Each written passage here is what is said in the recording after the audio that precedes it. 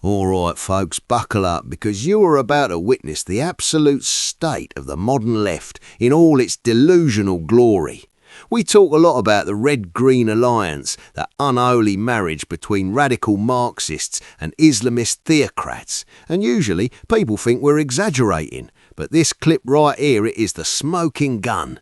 We've got Julia Hartley Brewer trying to have a rational conversation about the brutal Iranian regime murdering its own citizens, and she's talking to Mick Napier, a so-called peace activist. Watch how quickly human rights go out the window when the oppressors are anti-Western fanatics. This guy isn't just misguided, he represents a worldview that is actively rooting for the collapse of Western civilization. It's not about saving lives for these people, it's about ensuring the West loses no matter the cost. So Mick, do you think that Donald Trump should act, and do you think Britain should also act to help these protesters? Well, Donald Trump's acting a lot these days. He's threatening to bomb about 10 countries the last time I checked. Does anyone know the last time Britain and America intervened to get regime change in Iran? It was an utter catastrophe. It was 1953, a democratically elected secular government that was overthrown by the Brits in order, very clearly, just like Donald Trump speaks today, not on humanitarian grounds claimed, but to get control of the oil. Mm-hmm. That sets in train the whole monstrous development until today. Now, the people in Iran are suffering terrible inflation, 40, 50% possibly, and that's a design. That's by design. When Trump pulled out of the JCPOA the first time he was here, after it had been negotiated with America, the EU, Britain, Germany, and so on, Trump pulled out of it and then began to ratchet up sanctions. Okay, yeah, but we know there are deliberately sanctions to impoverish the Iranian regime. So the idea is so they can't fund their own terror around the Middle East and build nuclear weapons. We know that. You talked about regime change in 70 years ago, basically. Yeah. I don't want to go through all the history. I want to talk about right now. Yeah. Should Donald Trump and/or Britain help the Iranian protesters today? Well, if you're going to hire a babysitter, you don't hire somebody who's got a terrible record of child abuse. If you're talking about Britain intervening, Britain has been intervening consistently up until the present day. We negotiated the JCPOA.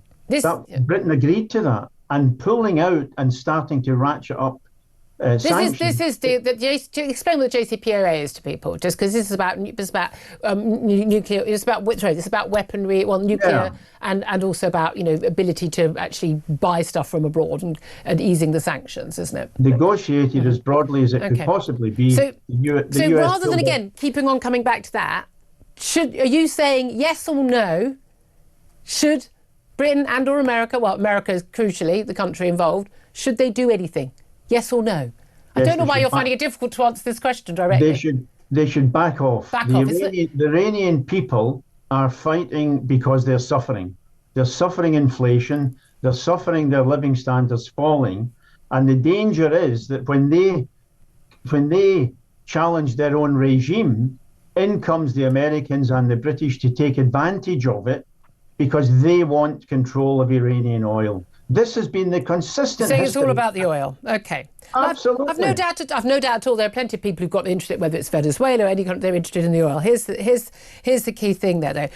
If Donald Trump, as he did, said, look, protest on the streets, and if the Ayatollah and the mullahs send out the IRGC to start shooting people, we will help you. Those young people, and a lot of them are young people wanting basic freedoms, freedoms we live with right now, that they thought they were having that protection, that umbrella of protection from the West.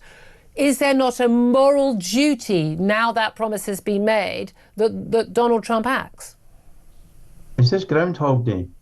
The Americans and the Brits have just helped in the massacre of maybe 100,000 people in Gaza. Oh, for goodness sake. It's a genocide. It's not a genocide. Do we want Get Fred a dictionary, West? It's not a genocide. Do we want Fred West as a social worker? Do we want somebody with that record to claim to be acting benignly in the interests of the Iranian people? It's preposterous, and it demands on the most intense amnesia.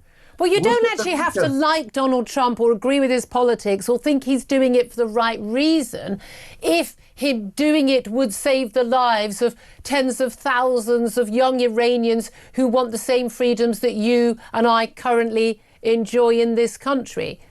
Look, you don't have to be a fan of the Iranian government to say this is a matter for Iranian people to sort out by themselves. They've Why? proven themselves because whoever fights wins the prize. And Iranian people have a prize. They Hold want on to a minute. I'm very confused. Why is this a matter for the Iranian people to sort out for themselves? But when it comes to Gaza, the Palestinians, then it's very much a matter that we should get involved in and do what you would say would be the right thing for them, and that we should get involved. We should, not do deals, not sell weapons, not help the Israelis, etc., etc. Why in one case you're quite happy to say, yeah, leave them to themselves, carry on shooting, not really my problem, but with another group of people, we should absolutely take action and take responsibility? What's the difference? Stop the tape right there. Look at the absolute mental gymnastics on display. Julia has him cornered and he knows it. This is the fundamental hypocrisy of the far-left activist class. When Israel, the only democracy in the Middle East, a nation that shares our values, our Judeo-Christian heritage, defends itself against literal terrorists who rape and murder civilians, these activists scream for intervention. They want boycotts, they want sanctions, they want the British government to strangle the Jewish state into submission. They demand we get involved to save Hamas. But look at what happens when the subject shifts to Iran. Here we have a theocratic death cult, a regime that hangs gay men from cranes, beats women to death for showing hair, and is currently gunning down young protesters in the street. And what is Mick's response? Hands off. Suddenly he's an isolationist. Suddenly he's terrified of imperialism. Why? It's not because he cares about Iranian sovereignty, it's because the mullahs in Tehran are enemies of the West. In the warped mind of the modern leftist, if you hate America and you hate Britain, you are the good guy, even if you're a bloodthirsty tyrant. He is advocating for leaving the Iranian people to be slaughtered because intervening might help American interests. This is the fifth column we warn you about. They would rather see innocent Iranians die by the thousands than see the United States or Britain score a geopolitical win against a terror state. It proves that their humanitarianism is a total fraud. It is a weapon they only wield against Western democracies, never against the enemies of freedom. That's absolute nonsense. We call upon Britain to stop sending arms to Israel, for the RAF to stop supplying intelligence to the Israelis. We call upon Britain not to intervene, because Britain's intervention in Palestine, for God's sake, is obviously a catastrophe. There isn't actually a place called Palestine, no matter anyone. People can try and recognise that, but there isn't. What the hell are you talking about? There's no place like Palestine. No, so there isn't a country of Palestine. It's been a name for that area for 3,000 years. No, it hasn't. That's not true. I mean, that's just not true. So, really? I mean, no, I'm so sorry for actually knowing facts, but Nick, that's not true. Well, in that case, start off with the first fact. Palestine was a key part of the Ottoman Empire. It was autonomous. European colonists came and dispossessed the native people. And you're now saying the people who organised that dispossession can play a benign role in Iran? When you say that you want the West, Britain, other countries to get out of Palestine, that's not quite consistent with what a lot of activists, pro-Palestinian activists and Palestine solidarity campaigns have been about. Actually, they've actually wanted a lot of help for the people of Palestine. Huge sums of money from the UN. Who do you think funds the UN? It's Western nations who provide most of that funding that goes to UNRWA. Well, it used to go to UNRWA and others. You want the West involved when it's a campaign you support. It's simply not true. You can continue to assert that as much as you want, but the key demand of Palestine solidarity campaigners has been to end the complicity, not for Britain to do something, but to stop doing what it's doing. Why have there been all these demands in Iran? When you see a contradiction, there is absolutely none. Why have there been all these demands then? Maybe not from you specifically, but certainly other people who work closely with Palestine solidarity campaigns in the UK, where everyone is saying the Prime Minister must act. The Prime Minister must act to save lives. Not act. Is this what passes for journalism? The demand is that the British government stop acting in the malign fashion it has been, and which it has always done, by the way, in Iran as well. The Iranian people know how to deal with their regime. No, they don't. Well, clearly they don't, because young women get executed for taking their headscarf off. First of all, when they rebelled in 2022, they secured a modest victory.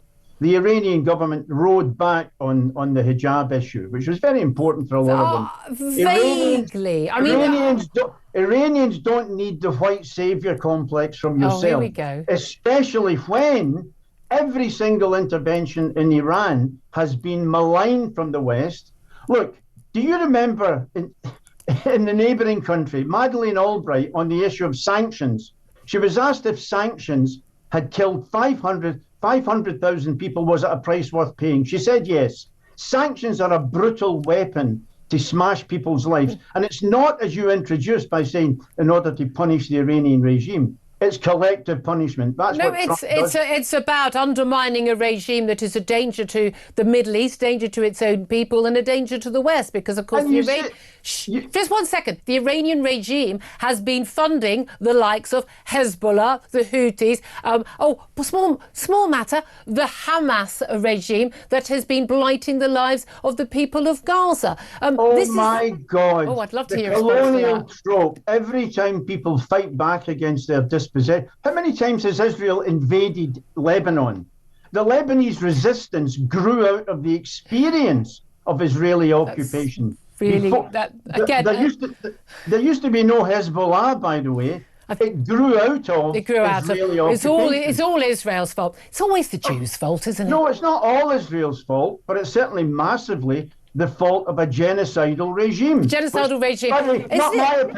Not my opinion. The ICJ, was it Israel who attacked Lebanon and Hezbollah on October the 8th, 2022? Was it the other way around? Of course, it all started in October 2022. Not 70 years of ethnic cleansing, not mass sequential. I always find this fascinating, the ethnic cleansing thing. Are you aware that when Israel came into existence, by the way, with the agreement of the United Nations, which people on your side of the argument constantly seem to think is the fount of all good knowledge. Nick. Are you aware that Jews were expelled from every Gulf state en masse in their hundreds of thousands and expelled to Israel? No Jews were allowed to stay in any of those Arab states. Israel, 1% of that part of the world, and that's the only bit of land they've got. But you don't even want them to have that, do you? Have I got the wrong number? Am I speaking to the Israeli embassy? There we go. Listen, that's absolute nonsense. Got me 7,000 shekels for that, Mick. Absolute got me nonsense. 7,000 shekels. Can I clarify? Is it shekels, pounds, or dollars? Because I'd rather have that money in pounds because it's worth more. I don't know what you're talking about. I'm talking about politics, not money. You're bringing in strange ideas. Look, this idea that the Arab Jews, because that's who they were expelled from every Arab country. Idea. First of all, survivors of that pointed out that Mossad played a role in getting Jews out of Arab countries to go. They didn't play a role. They were expelled. That was part of the exchange. The corrupt Iraqi regime, which Britain installed, cooperated with the Zionists in order to expel Jews from Iraq. Yes. You have to be kidding me. Did you hear that? This is where the mask completely falls off. We are now entering the realm of full-blown tinfoil hat conspiracy theories, the kind you usually only find in the darkest corners of the internet, or apparently in solidarity movements. Julia is trying to explain a historical fact that nearly 1 million Jews were ethnically cleansed from Arab countries in the 20th century. They were kicked out of Iraq, Yemen, Egypt, stripped to their property and forced to flee to Israel. This is documented history. But Mick here, he can't accept that.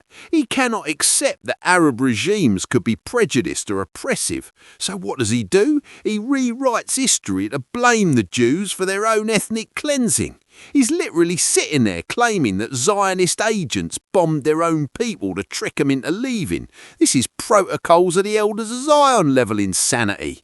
It's a classic anti-Semitic trope. The Jew is always the conspirator, never the victim. Notice how he tries to use anti-colonial language to justify it, blaming the corrupt British regime. It's a sickness. These activists are so blinded by their hatred of Israel and the West that they'll adopt the propaganda of 1940s Arab dictatorships.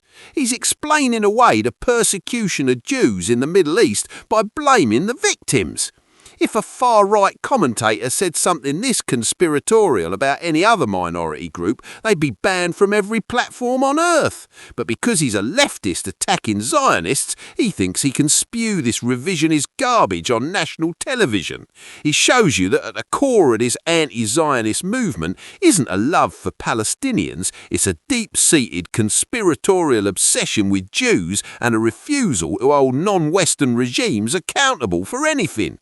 No, every country in the Middle East. But the Zion... No, yes, I mean, yes. Yes. Excuse me, you were interviewing me. Give me a chance to say something. Well, not when you say things that are factually incorrect. Well, let me just say, the Zionist underground... There we go. People who were part of that... What do you mean? There was a Zionist underground. Carry on. Here we go. But I've got to go to a break soon, so I'll let you finish, but you've got to go to a break. There was a Zionist underground in Iraq, and people who were part of it later described how they had set off bombs in Jewish cultural centres in Baghdad in order to get Jews. Right, we're going to. I'm going to have to leave it there because we are massively over time, Mick. We talked a bit longer about PMQ, so we didn't get as much time with you. I hope you come on back again, but seriously, get out of that rabbit hole. That was painful, but necessary to watch. You saw it with your own eyes, a man who claims to stand for solidarity, actively covering for a regime that murders women and peddling conspiracy theories to deny Jewish suffering. Julia Hartley Brewer held his feet to the fire, but the scary part is that Mick Napier isn't a lone wolf. He represents the dominant ideology in our universities, our NGOs, and increasingly our civil service. They don't want to fix the world, they want to break the West. So, here is the question you need to ask yourself. When these activists march through our streets demanding we abandon our allies and embrace our enemies, are they exercising free speech, or are we watching the active subversion of our society by people who hate everything we stand for?